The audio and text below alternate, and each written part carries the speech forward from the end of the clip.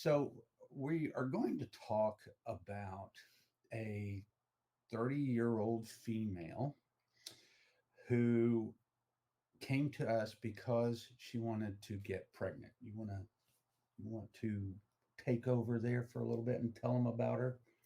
So she had one child, and I think it's been 2 years. She's been trying for about 18 months with no luck. And she had a another child in between there that did not make it.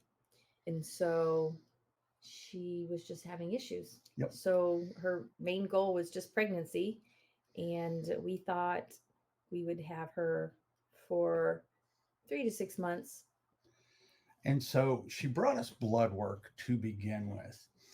And as you can see, when I see a glucose, and I want to see if you can see that. Yep. When I see a glucose that is that low, what happens is I immediately start to think about insulin resistance.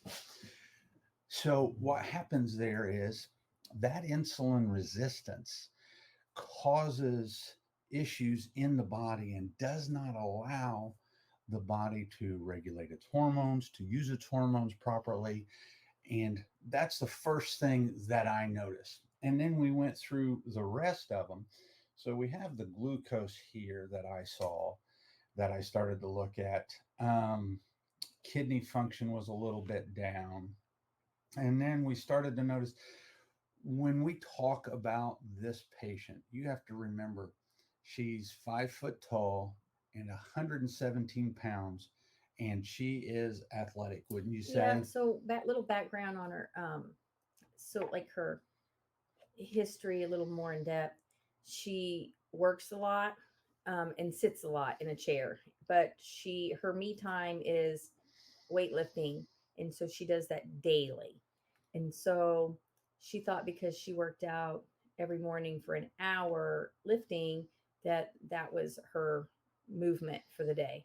So we had to encourage her to actually step back a little bit off of her weights and either not lift as heavy as weight, not lift as often, and then to make herself get up like every hour and walk. So we had gotten her to go outside on breaks and take her shoes off and walk around her house with her child to for grounding, mental health. So she was just really anxious and not necessarily depressed, but kind of melancholy. Um, She was getting concerned that she yeah, had always conceived easily yeah. before, and now she couldn't. So, um, but she's very active. Um, she lived like on a farm, so she was used to working all day long. So when she was sitting, she was sitting. When she was moving, she was very actively moving, and she had started cleaning up her diet. But what certain things weren't as clean as they could have been, and that's just a re-education thing. But we made her look at like herself and her environment as a whole, and just put all that in perspective for her. So she we started having her lift Yeah, back off less of often, and the intensity. because any all movement is good to a certain extent, but you can't overdo it. So we she was actually creating more stress in her life. And for people that don't understand that, body your body sees stress. It doesn't matter whether it's emotional, physical, um, whatever the stress is. It's a coyote is running after you. So so even though you she was doing something she enjoyed, it was her body was still seeing it as a stressor. And so when we go back to the blood work, something that I found very interesting is the albumin was down and calcium was down. And when I start to see that, you can see my little note of impaired cell membrane health. The ALT was a little high here. So we're starting to see that the liver's having issues. Cell membranes are not being repaired, so cell health is going down. And as we do all of that, when we started to really dig in, she we had her do her medical symptom questionnaire. Let's go to the first one here. And on her first one, and we go through this with every patient. Every patient, if you become a patient of ours, you're going to do this once a month, and we're going to do a BIA because we want to track how this is doing. So we start to see that she came in and she had a total of 43.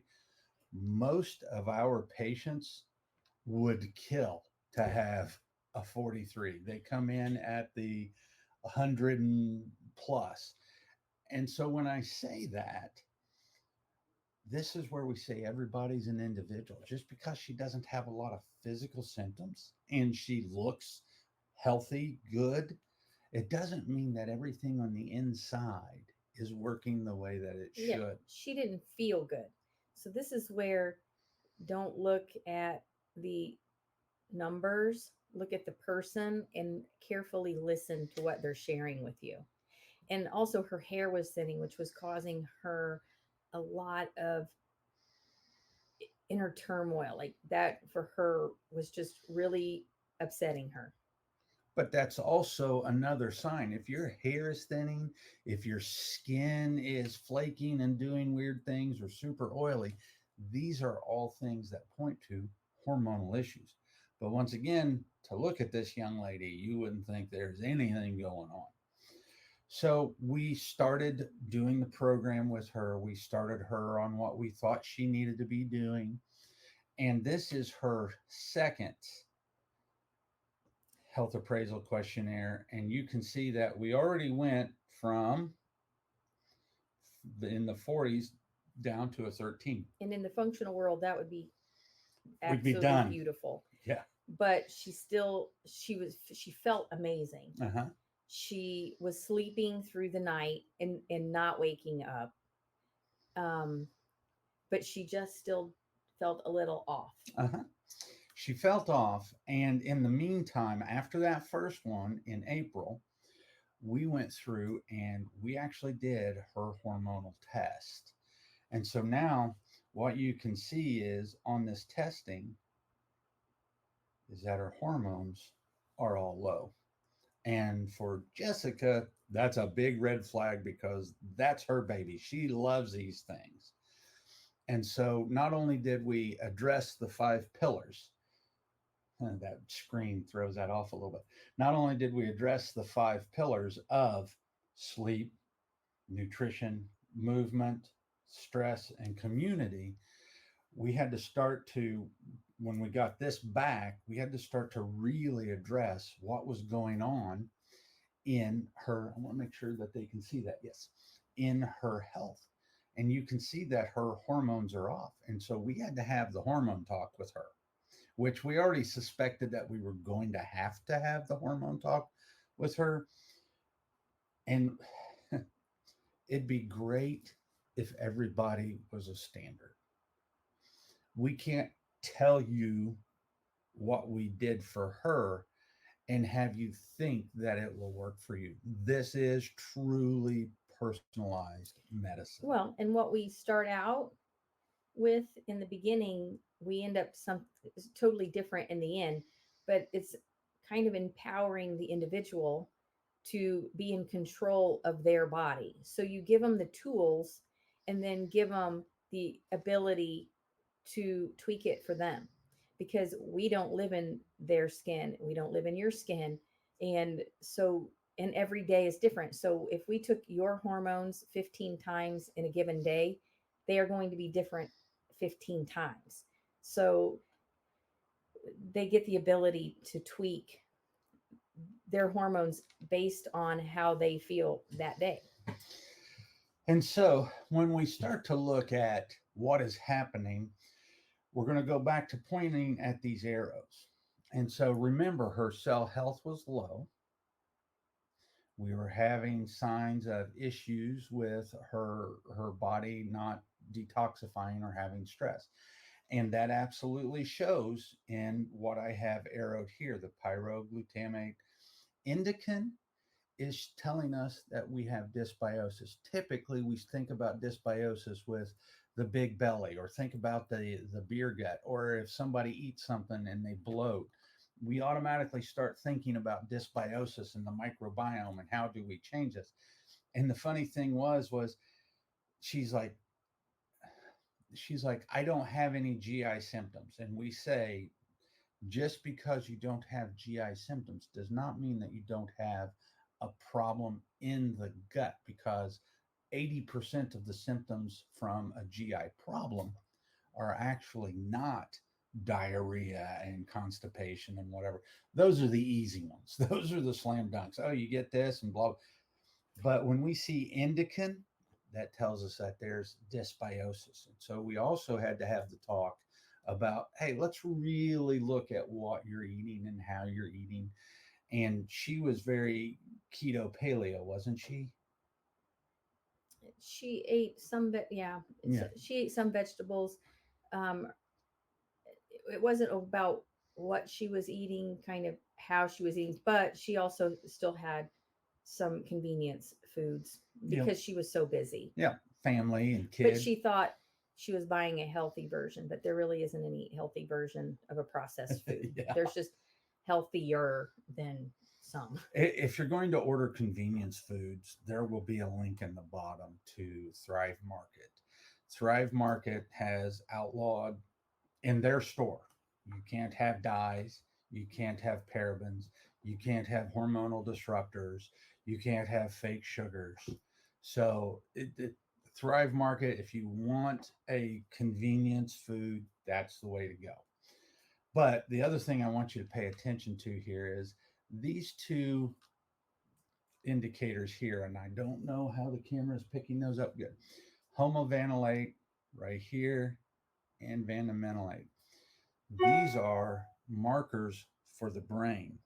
And she was having concentration issues, brain fog, and this is where you can have anxiety, depression symptoms.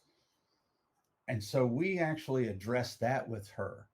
And what that allowed her to do is it gave her that overall well being, that feeling of well being.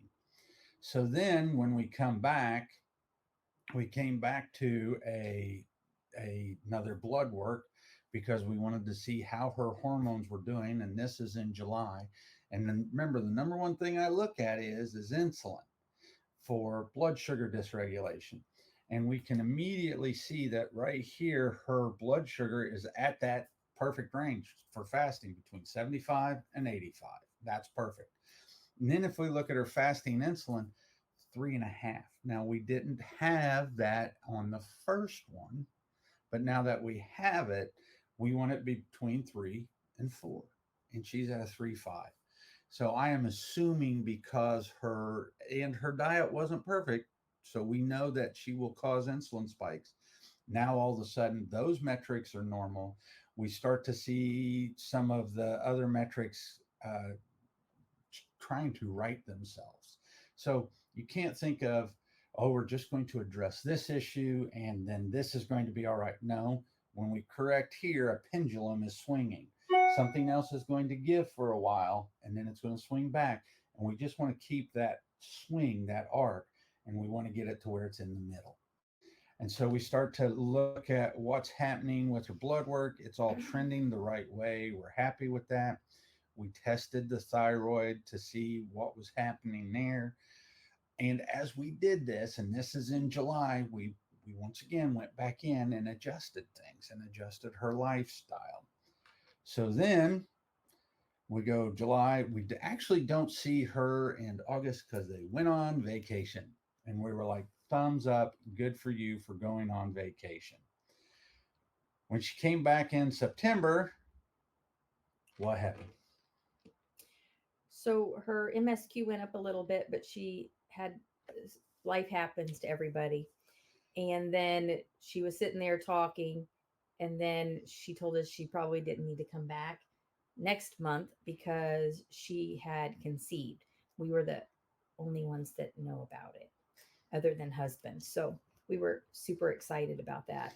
And she's only in that 20 range, which is where we consider in functional medicine normal, because people are always going to be dealing with a little something. And with that being said, And if you would have taken mind out of there, yeah, she would have been at like a 15, which would have been amazing.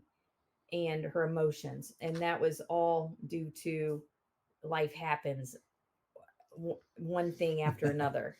And so she would have came back even lower than she was last time. and so with that, we achieved the goal and we stopped. She now has what she needs, and she knows how, if she feels bad, hey, I need a little of this or a little of that, she knows how to tweak that. And she knows we're here to support her. So, you know, she met her goal.